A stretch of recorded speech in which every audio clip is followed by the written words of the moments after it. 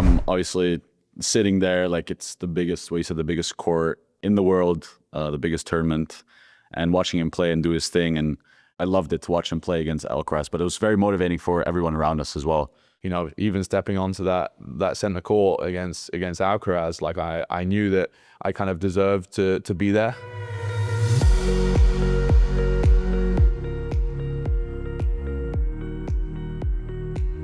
Welcome to ZenGame. I'm Tommy Morris. At ZenGame, we get inside the minds of your favorite college athletes. Gentlemen, introduce yourselves. Where are we? What sport? What's going on here? I'm Oliver Tarvet. I'm a senior at the University of San Diego, and I'm on the men's tennis team. My name is Stian Klaasaan. I'm a grad student at the University of San Diego, and also on the men's tennis team. Now, we don't get a lot of obviously you're on the team together, but you guys are like a team in your own, right? So you guys probably know each other pretty well. Is that safe to assume? Yes. Yes. We live together. We've played doubles together. We've been together for like 3 years. So. All right, I got a little rapid fire game. So we only have one mic there, so this will be easy. You just either got to point at yourself or point at your teammate. All right. For these questions. You ready? All right. Who takes longer to get ready before a match? Who is more likely to complain about a bad call? Oh man! All right. Oh man. Okay. Well, let's see where this one goes. Better athlete at any other sport other than tennis? You ping pong are pretty similar. Yeah. No, I'm not counting ping pong. It's got to be soccer. It's got to be basketball. It's got to be Soccer, I'm better than you. No chance. No chance. No chance. I'm not going. okay. That's a good answer. You're both stranded on a desert island. Who survives the longest? All you're not a. You think that'd be too much for I'm you? not sure how piranha I am, but I mean, he's not very organized. So let me. After that one, I'll go. thinks about I mean, so get your stuff flowing right. You got to be aware of your surroundings, and you are not. All right, and so so that leads us up to the next question. You're going to the airport. Who's more likely to forget their passport? And the final one: who eats more junk food on the road? What? junk food. Your diet is way worse. I just eat chocolate. What's the guilty pleasure? Is it chocolate? What's junk food? What's junk food? I would put chocolate in there. Maybe some fast. the only thing. Yes, so is you. Yeah, maybe. All right. So you guys both are from overseas. I know you spent some time in Toronto too, so not too far. We'll go answer first. How did you hear about USD first of all, and how did you decide you wanted to come to college in the United States? For me, I did spend some time in Toronto in my junior career from 14 to age 18. Worked with a Dutch company though to get myself into college tennis, and then through them got a text from assistant coach that was Sebastian Ray was at the time assistant coach at USD. Started talking, and then obviously we had COVID, so it kind of was 6 months of nothing, like no tennis, no tournaments, no travel. And after that, we kind of picked it up again. And yeah, then for about a year, we had a good relationship, me and the two coaches there. And then, yeah, after a while, it was just an easy choice for me. I mean, couldn't go on a visit, unfortunately, because of COVID. But, I mean, don't have to. If you know about this place, you don't have to come on a visit to know that it's really cool. So, yeah, I just got lucky through a phone number and then I got a text and now I'm here. So, Ollie, what about you? Yeah, I mean, I think it was always pretty clear cut for me to come to college. I think, even when I was like 16, 17, like I knew that I wasn't ready for the pro tour yet. Kind of, financially it's really difficult, like socially, loneliness, sets in on the pro tour because it's, just you. Whereas obviously college, it's, you have your teammates, you have your coaches, you have, supporting staff that really help you in all aspects of your life. So I definitely knew that was the route that I wanted to pursue and kind of a stepping stone in order to, then play professional tennis. And yeah, I mean, similar to Stian, the Sebastian Ray was actually the assistant coach at the time, was actually the first coach to ever reach out to me. So obviously we had a good relationship from there. And I was in, again, like a bit of a difficult situation with COVID, like I couldn't take an official visit.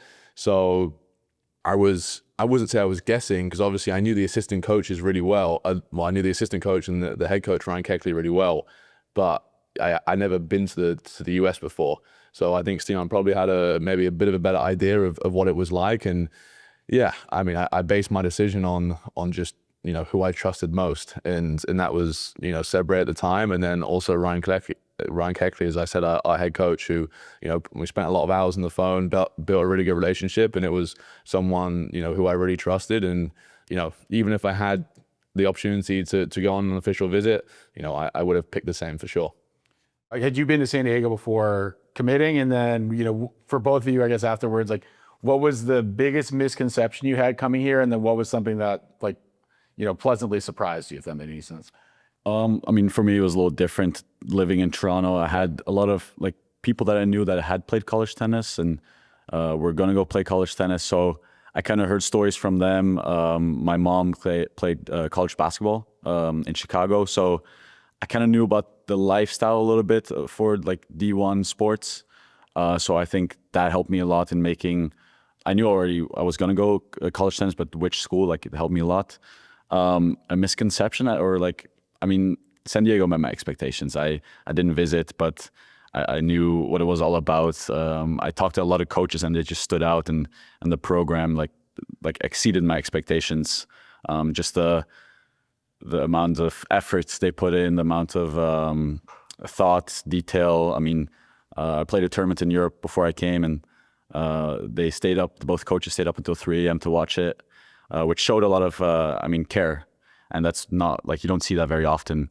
So, I mean, just the people and the environment we have exceeded my expectations a lot. What about the city itself? Like, did you have any like preconceived notions? Like, oh, everyone's gonna be exactly like this, and then it ends up not being true? I mean, everyone I talked to before coming, every like at least North American, like someone that lived here, like always said, yeah, San Diego is the most beautiful city in America. So I'd been visited some other cities like Chicago and somewhere in Florida. So I didn't really have a picture of San Diego, but I mean, it's beautiful. The beach is like 10 minutes away. I mean, the city itself is beautiful. You have a baseball team. You can go up north. It's beautiful. LA is super close. I mean, I haven't got to Mexico yet, but I don't know if I want to, but no, it's a beautiful city. And every time we travel to a different city, I just want to go back after like 3 days because it's beautiful. Ollie, what about you? What did you think you were going to sign up for? And then, you know, how was it different maybe than what you thought? Like with San Diego, I didn't know anything about San Diego. I remember. Did you bring out like a winter coat? No. I didn't do that. But I remember our head coach tried to, obviously, you know, it's an unbelievable place. Yeah. I remember, you know, him giving me like virtual tours and sending me like loads of photos. And I think it was the same actually for, I was one of 4 freshmen to come. And I know that, you know, all the other boys were kind of on the same page, that we actually like didn't care as much about San Diego as a place itself. Is we cared more about the tennis than anything else.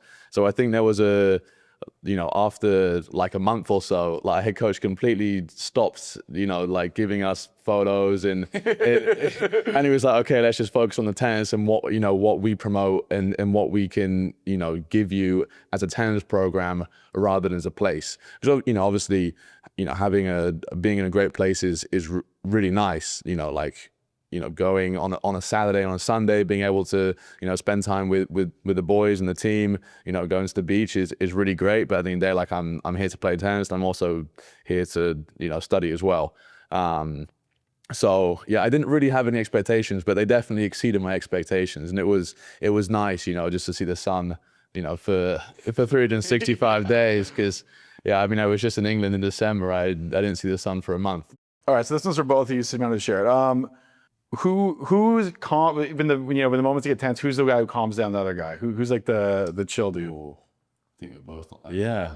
Do you have to have that for tennis? So that's not part of the question, but it's sort of part of the question. How important is that as a tennis player to be able to calm down? Yeah, I mean, very important, but it depends. Like, let's say I'm very high energy, then it helps to have someone. But I feel like we're both very similar in that energy. Like, we don't really get too high or like too low. So we don't really have a chill guy or like a. I feel like emotionally we're, you know, quite loud, But I still think we have a lot of clarity with what we're trying to do within each point, you know? Like, I feel like both of us, even though I feel like we're quite vocal on the court, it doesn't distract us from what we're trying to achieve each point, if that makes sense. So this is more questions, again, both of you guys and just for younger players out there watching. Obviously, doubles is so intense because there's just 2 of you, right? How do you resolve like a conflict on the court in between both of you? Like if you guys are upset at each other about something, how do you flush it away? Because you have to, right? You don't have time. You get the next points coming. You got to somehow get through it and get over it. Like how do you guys do that? I don't think it helps anyone, even if you are frustrated, to express it or vocalize frustration on a doubles court. You know, if someone makes a bad decision or a bad choice, they didn't do what you wanted them to do, you move on to the next point. You know, I feel like it's important in tennis to focus on the present and not dwell on the past. And if we're all human, I feel like even though we've had a lot of success in doubles court, there's been many occasions where both of us haven't done necessarily what we should have done, but you just focus on the next point. Would you agree with that? Or I mean, to add on that, college setting, it could be over in like 15 minutes. Like in maybe a pro tour, like doubles match could take maybe an hour to an hour and a half, but college setting, no ad scenario, it's fast paced. Like it could be done in 15 minutes or it could take 45 minutes. But when you say you can't think about what happened in the past, because otherwise it will just affect you for 2-3 points, and that, like if you play 2-3 points bad, you could lose the whole set. So I wasn't gonna ask this, but you just made me think about it. So college is no ad setting, right? So how do you think that's gonna help you in the future? Because everything is sort of like do or die, it feels like. it should help, obviously, because you're very intense every single point. Like the first point of the game matters a lot, especially in college tennis because of the no ads scenario. In college tennis, there's more breaks of serves, so you can lose your serve more often.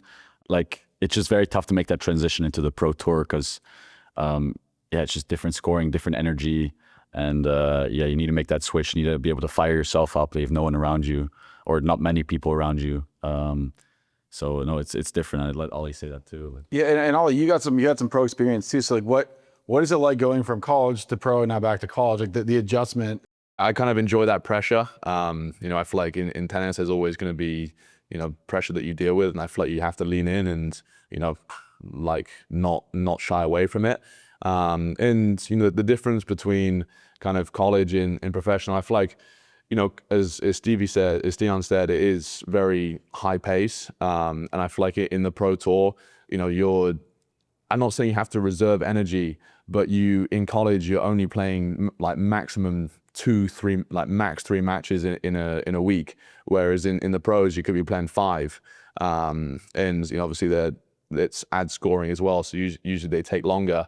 So I feel like you have to, maybe not like be obviously like mentally you have to be 100% focused, but you have to reserve like your energy in different ways by maybe saying come on only after like you win a big point.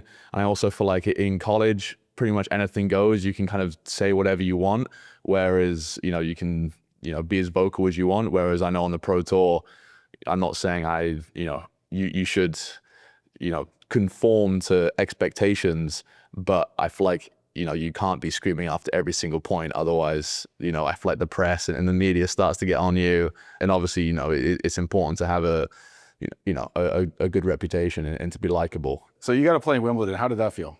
I'm joking. And but actually for Stian, because you got to go watch him play, right? I watched. So the question is for you. What was it like watching him play? Because this is he's answered this question a million times. How's it play? But for you as a teammate, how did it feel to watch him play in the biggest stage, arguably in tennis?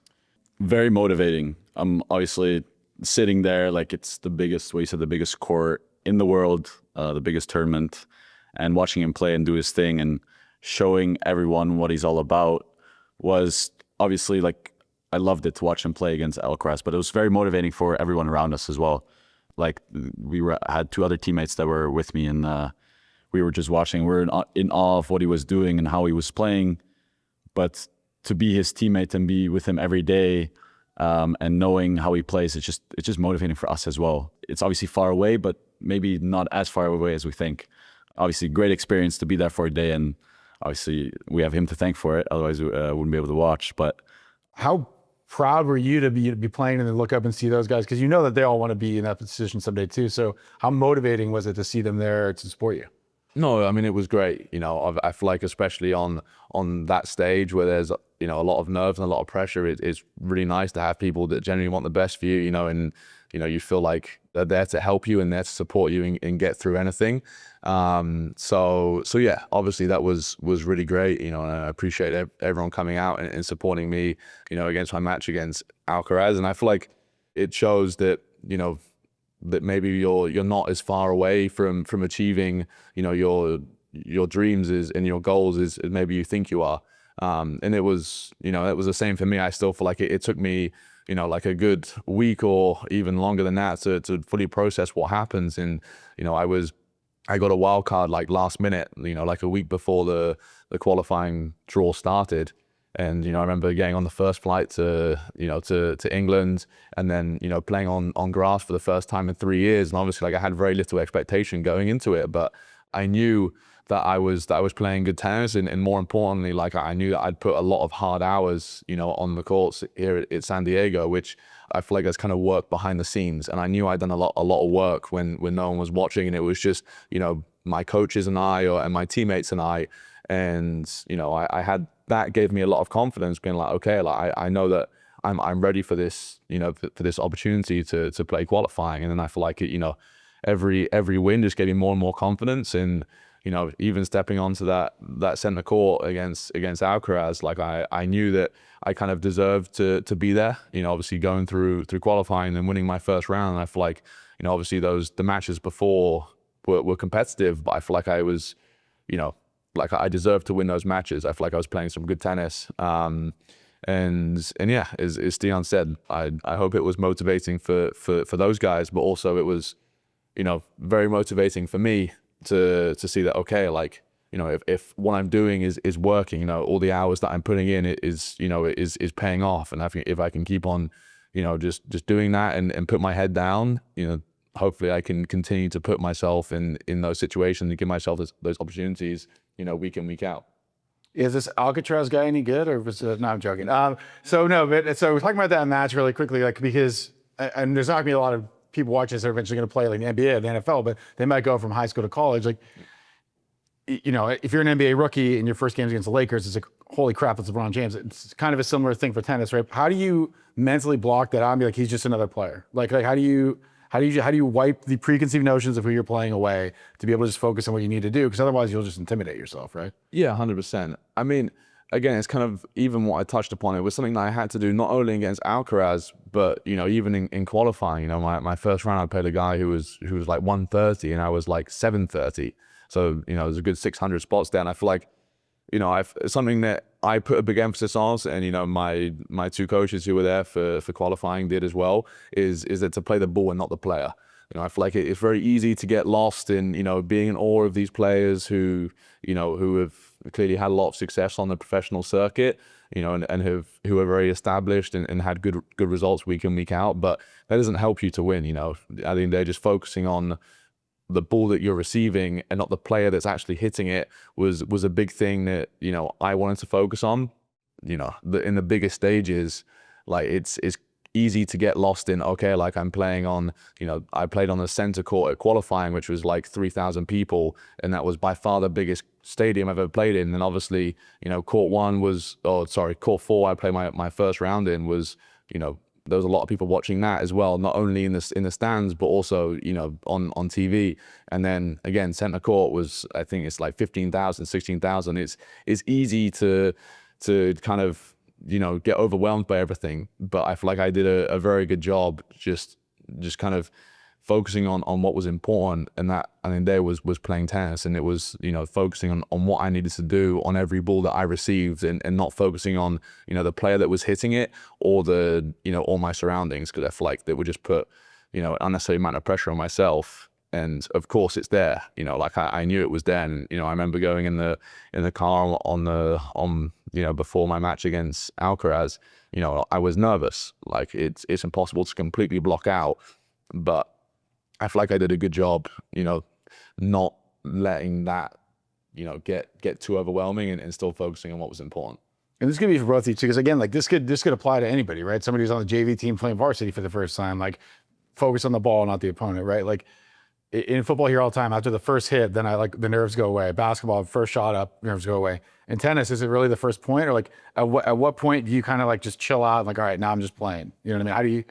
Yeah. What's the moment? I think that once the first point is played, and especially, it's something that we actually say a lot in college in our team. As soon as you win that first point, you let it out. You let out, come on, just isn't even anything crazy, but just be vocal, just be external. And that's something that really helps me, and something that I always focus on going into a match court is just to be external. Because I feel like, if you internalize things, and you kind of get in your own head a little bit, that's when things start to, break down, and you don't play as good of a tennis as, you maybe would like to. And, if I have a bad first game, then I would say, like 5 minutes into the match.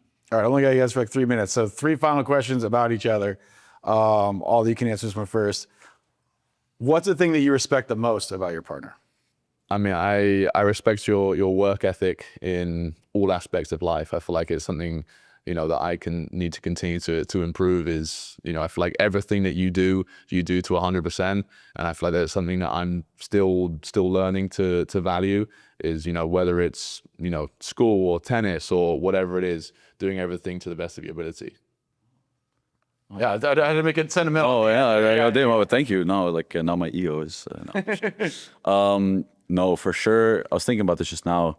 Probably your honesty. I think a lot of people can learn from that. I don't want to talk about tennis, but just honesty, because, especially because we're very close friends and the people around us, like, we want the best for everyone around us. So I think that the honesty part only benefits people, and I think, keep doing that. Like, I think as Europeans, sometimes we are more honest than maybe North American, like American people, and Untrustworthy Americans, oh yeah.